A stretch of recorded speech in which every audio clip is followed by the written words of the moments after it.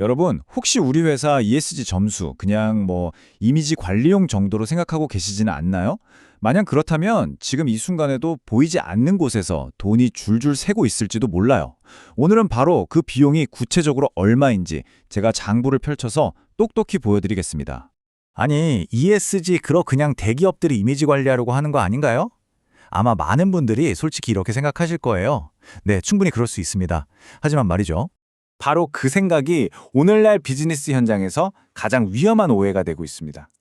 이건 유행 하나 놓치는 그런 차원의 문제가 아니에요. 이건 회사의 생존과 직결되는 아주 현실적인 위협의 시작점이라고 할 수 있습니다. 자, 그럼 그 위험의 첫 번째, 가장 뼈아픈 부분부터 한번 들여다볼까요? 바로 낮은 ESG 점수, 그러니까 환경, 사회, 지배구조 점수가요. 여러분도 모르는 사이에 회사의 돈줄, 즉 재무 상태에 직접적인 페널티를 때리고 있다는 겁니다. 보세요. 이미 국내 주요 은행들은 여러분 회사의 ESG 점수를 보고 대출 금리를 결정하고 있어요. 등급이 낮다? 그러면 최대 0.5%포인트의 가산금리가 붙고요. 반대로 높으면 최대 0.3%포인트까지 깎아줍니다. 이거 먼 미래 얘기가 아니라 지금 당장 은행 대출 창구에서 벌어지고 있는 현실이에요. 근데 문제는 여기서 그치지가 않아요. 대출금리 올라가는 건 그냥 시작일 뿐입니다. 수출 보증 한도가 깎이고 심지어 국민연금 같은 어마어마한 기관 투자자들의 투자 리스트에서 우리 회사 이름이 그냥 삭제될 수도 있어요. 말 그대로 돈의 흐름이 꽉 막혀버리는 거죠. 돈줄이 막히는 것보다 더 무서운 게 뭘까요? 바로 가장 믿었던 고객사로부터 거래 중단 통보를 받는 겁니다. 요즘은요, 낮은 ESG 점수가 당신을 공급망에서 해고시키는 가장 확실한 사유가 되고 있습니다. 30%. 자, 이 숫자를 한번 보세요. 이게 그냥 통계 수치가 아닙니다.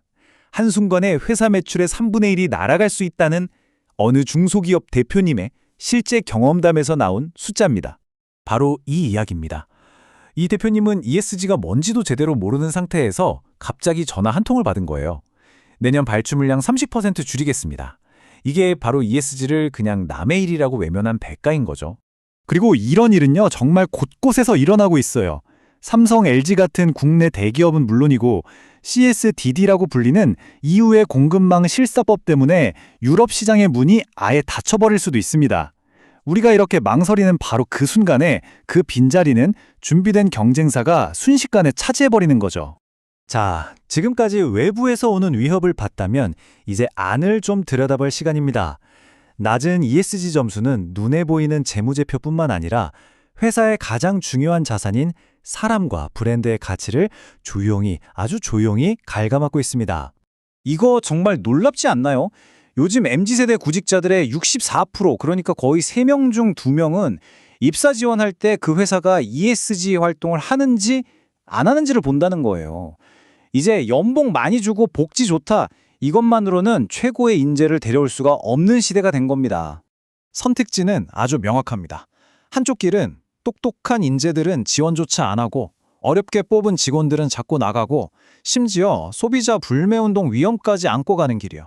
다른 한쪽은요, 최고의 인재들이 먼저 찾아오고 고객의 신뢰를 듬뿍 받는 선순환의 길이죠. 어느 쪽으로 가시겠어요? 그리고 마지막, 어쩌면 이게 가장 결정적인 문제일 수도 있습니다. 낮은 ESG 점수는 회사의 미래, 그러니까 M&A나 투자 유치 같은 큰 그림을 그릴 때요, 정말 거대한 장애물로 작용합니다. 요즘 투자자들은요, 회사를 사거나 투자할 때 재무제표만큼이나 ESG 실사 보고서를 꼼꼼하게 봅니다. ESG 리스크가 하나 발견되잖아요? 기업 가치는 그대로 깎이는 거예요. 반대로 ESG 경영을 잘하고 있다? 그러면 웃돈, 즉 프리미엄을 주고서라도 사려고 달려들죠. 자, 지금까지 좀 암울한 현실을 마주했죠. 하지만 걱정부터 할 필요는 없습니다. 지금부터 이 위기를 기회로 바꿀 수 있는 아주 명확하고 또 실행 가능한 3단계 계획을 보여드릴게요. 복잡하게 생각할 거 하나도 없습니다. 딱 3단계면 돼요. 첫째, KESG 같은 진단 도구로 우리 회사 현재 위치를 정확하게 진단하고요. 둘째, 모든 걸 한꺼번에 하려고 하지 말고 가장 효과가 빠를 것부터 우선순위를 정하는 겁니다. 그리고 마지막으로 우리가 잘하고 있는 걸 외부에 적극적으로 공개해서 알려주는 거죠. 이걸 현실적인 시간표로 짜보면 이렇습니다. 처음 한두 달은 KESG 자가진단으로 우리 상황을 파악하는 데 쓰는 거예요. 그리고 다음 서너 달은 가장 큰 영향을 미치면서도 당장 할 수 있는 것, 상위 3개에 집중해서 개선하는 거죠. 그리고 1년 안에 그 성과를 외부에 알리는 시스템을 만들면 됩니다. 어때요? 충분히 해볼 만하죠? 오늘 우리가 살펴본 이 모든 것을 딱 한 문장으로 요약하면 바로 이겁니다. ESG 리스크는 더 이상 저 멀리 있는 추상적인 위험이 아니라는 것. 지금 바로 이 순간 여러분의 금융, 영업, 인재, 그리고 기업 가치에 직접적인 영향을 미치고 있다는 사실입니다. 경영 혁신은 위기가 닥쳤을 때가 아니라 선택지가 있을 때 시작해야 합니다. 이 문장을 끝으로 오늘 설명을 마칠까 합니다. 여러분의 선택지는 바로 지금 이 순간입니다.